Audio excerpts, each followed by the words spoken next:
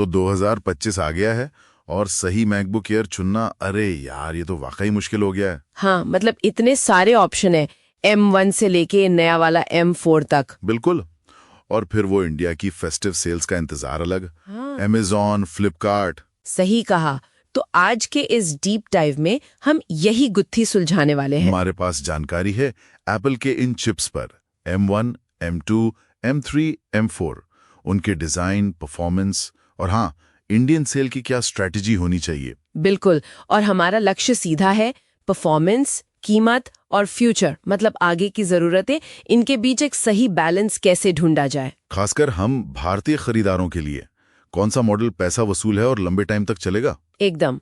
चलो शुरू करते हैं इन M सीरीज चिप्स की कहानी से, M1 से। हाँ, M1 वो तो जैसे क्रांति ही थी लैपटॉप्स में। 5 नैनोमीटर प्रोसेस पर, मतलब बहुत छोटे ट्रांजिस्टर, कम पावर और 8 कोर CPU, 7 या 8 कोर GPU के साथ बेसिक कामों के लिए, अरे आज भी काफी है वो। सही में। फिर आया M2। ये क्या था? M1 का ही थोड़ा बेहतर वर्जन। हाँ, कह सकते हैं। था तो वो भी 5nm प्रोसेस पे ही, पर थोड़ा बेहतर वाला। CPU थोड़ा तेज था, क्लॉक स्पीड ज्यादा थी और एक प्रो रेस मीडिया इंजन डाला था। अच्छा, वो वीडियो एडिटर्स के लिए। हाँ, खास तौर पर उनके लिए। ओवरऑल कहा गया कि M1 से कोई 15-20% तेज। लेकिन क्या ये 15-20% का फर्क मतलब रोज के काम में पता चलता था? शायद ज्यादा नहीं, मतलब ब्राउजिंग, ईमेल वगैरह में तो नहीं। हाँ, भारी काम जैसे वीडियो एडिटिंग या कुछ और, उसमें शायद दिखता था। ठीक है। फिर आया M3। ये तो बड़ा चेंज था, 3 नैनोमीटर। हाँ, ये बड़ा कदम था। पहली बार 3 नैनोमीटर N3B प्रोसेस, मतलब चिप और भी एफिशिएंट। और इसमें ग्राफिक्स में काफी कुछ नया था। जैसे dynamic caching, ray tracing, mesh shading, ये सब गेमिंग और 3D डिजाइन वालों के लिए ज्यादा काम की चीजें। और AV1 डिकोडिंग भी। अच्छा, वो वीडियो स्ट्रीमिंग के लिए कम डेटा में। हाँ बिल्कुल। तो M3 का फोकस थोड़ा ग्राफिक्स और गेमिंग साइड पे ज्यादा था। तो आम यूजर के लिए M2 से बहुत बड़ा जंप नहीं था शायद नहीं, पर अब आया है M4 और इसे कह रहे हैं AI पावर हाउस। हाँ, इसके बारे में बहुत सुना है। ये भी 3nm है। हाँ, पर और बेहतर 3nm प्रोसेस N3E पर, और पहली बार एयर में 10 कोर CPU, 4 परफॉर्मेंस कोर और 6 एफिशिएंसी कोर। 10 कोर? हाँ, लेकिन असली चीज है इसका neural engine, 16 core neural engine. Okay. और ये 38 टॉप्स पे काम करता है। टॉप्स मतलब ट्रिलियन ऑपरेशन पर सेकेंड। इसे समझो AI टास्क के लिए प्रोसेसिंग पावर। ये M3 से डबल है। डबल? बाप रे। और सुनो, 120 GB सेक मेमोरी बैंडविड्थ, और बेस मॉडल मतलब शुरुआती मॉडल में ही 16 GB रैम। अच्छा, 16 GB रैम बेस मॉडल में, ये तो बड़ी बात है। आजकल तो 8 GB भी ठीक लगता है। हाँ, पर ये फ्यूचर के लिए बहुत इंपॉर्टेंट है। एप्पल ला रहा है ना एप्पल इंटेलिजेंस, वो सब डिवाइस पर ही चलेगा, ऑन डिवाइस AI, और उसके लिए चाहिए रैम, ज्यादा रैम। तो जो पुराने 8 GB वाले मॉडल है ना, वो शायद पीछे रह जाएंगे। एग्जैक्टली। हो सकता है फ्यूचर OS अपडेट्स में उन्हें सारे AI फीचर्स न मिले। इसलिए M4 का 16 GB रैम वो आज के लिए तो अच्छा है ही, पर मशीन को 3-4 साल फ्यूचर प्रूफ रखने के लिए भी जरूरी है। एक तरह का इन्वेस्टमेंट है। समझ गया। ये तो हुई चिप की बात। डिजाइन में भी तो फर्क आया है।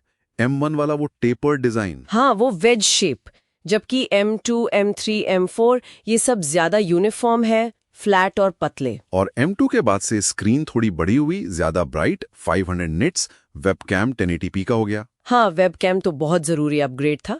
मैगसेफ चार्जिंग वापस आ गई और स्पीकर्स भी बेहतर हुए। और एक और बड़ा फर्क है बाहरी डिस्प्ले सपोर्ट। ये अक्सर लोग भूल जाते हैं। हाँ बिल्कुल। M1 सिर्फ एक एक्सटर्नल मॉनिटर सपोर्ट करता है। बस एक? हाँ, M2 और M3 वो 2 कर सकते हैं, पर तब जब लैपटॉप का ढक्कन बंद हो, क्लैमशेल मोड में। अच्छा, ढक्कन बंद करके। और M4? M4 यहाँ गेम चेंजर है। ये 2 बाहरी डिस्प्ले सपोर्ट करता है, लैपटॉप खुला होने पर भी। अरे वाह, ये तो कमाल है। मतलब मल्टीटास्किंग के लिए जबरदस्त। बहुत बड़ा अपग्रेड है प्रोडक्टिविटी के लिए। बिल्ड क्वालिटी तो खैर एल्यूमिनियम की है ही, मजबूत, पर डिस्प्ले वो अभी थोड़ा नाजुक होता है। हाँ, वो कीबोर्ड कवर वगैरह से बचाने की सलाह देते हैं ना। हाँ, वो मोटे वाले कवर या केस जो स्क्रीन पर दबाव डालते हैं, उनसे बचना चाहिए। ठीक है, अब आते हैं रियल वर्ल्ड परफॉर्मेंस पर। रोज के काम जैसे ब्राउजिंग, ईमेल, डॉक्यूमेंट, इसके लिए तो सब बढ़िया है। हाँ, इन कामों के लिए तो M1 भी आज काफी है। फर्क तब महसूस होता है जब आप कुछ भारी काम करते हो, जैसे फोटो एडिटिंग हाँ या कोडिंग। बिल्कुल।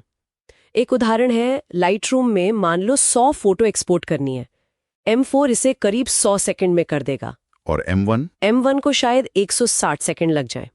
और कोडिंग में भी जहां कोड कंपाइल करना होता है, वहां M4 का 10 कोर CPU फायदा दिखाता है। लेकिन एक वार्निंग थी बेस M2 एयर के बारे में, 256 GB वाला।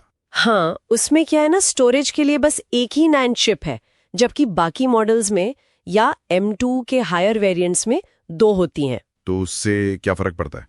मतलब डेटा ट्रांसफर के लिए एक ही लेन है, 2 के बजाय।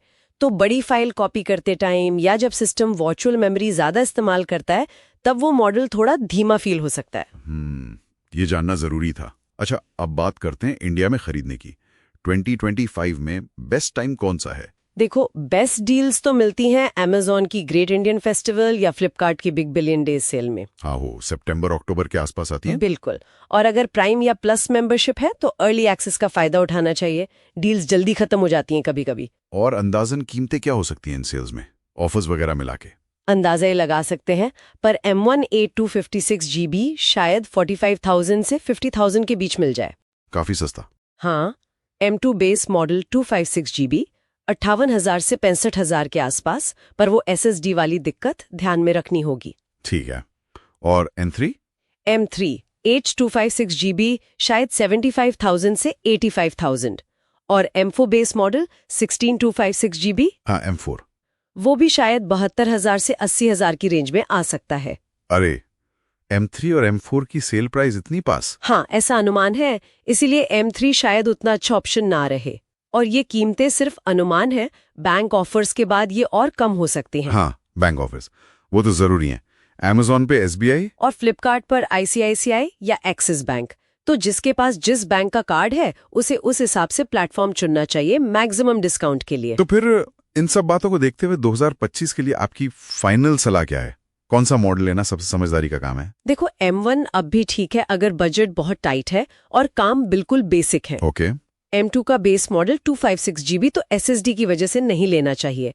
हाँ, अगर 16 GB रैम या 512 GB SSD वाला M2 अच्छी डील में मिले तो सोचा जा सकता है।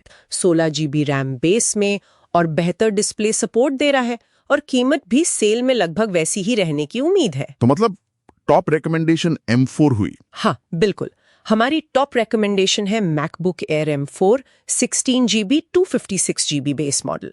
ये फ्यूचर प्रूफ है 16 GB रैम की वजह से, AI और मल्टीटास्किंग के लिए सॉलिड परफॉर्मेंस है, ड्यूअल डिस्प्ले सपोर्ट कमाल का है, लॉन्ग टर्म में सबसे अच्छा इन्वेस्टमेंट रहेगा। तो संक्षिप्त में कहें, 2025 में भारतीय खरीदारों के लिए मैकबुक एयर M4, खासकर 16 GB बेस मॉडल वाला, फ्यूचर की टेक्नोलॉजी, परफॉर्मेंस और फीचर्स का सबसे अच्छा कॉम्बिनेशन है।